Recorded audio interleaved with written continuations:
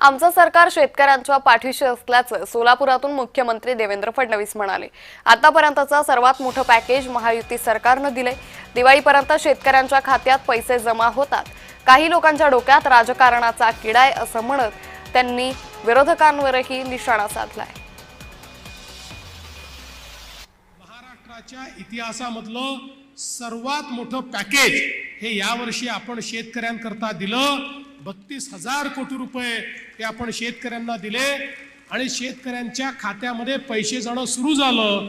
दिवाळीपूर्वी जास्तीत जास्त शेतकऱ्यांच्या खात्यात पैसे जातील, काहींना थोडे उशिराही मिळतील, पण आमचा प्रयत्न आहे हे सगळे पैसे या महिन्यामध्ये शेतकऱ्यांच्या खात्यामध्ये गेले पाहिजेत आणि पुन्हा एकदा आमचा शेतकरी हा आपल्या पायावर उभा राहिला पाहिजे, अशा प्रकारचा प्रयत्न आमचा आहे।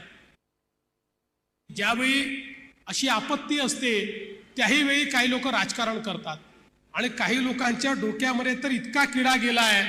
सोलापूरमध्ये तर मला एक स्टेटमेंट पाहायला मिळालं, आता हसावं की रडावं मला समजत नाही, कारण इथल्या एका नेत्यांनी सांगितलं, म्हणाले सोलापूरमध्ये इतका जो पाऊस आला हा निसर्गामुळे नाही आला, हा राज्य सरकारने आणला, हा महापूर राज्य सरकारने आणला।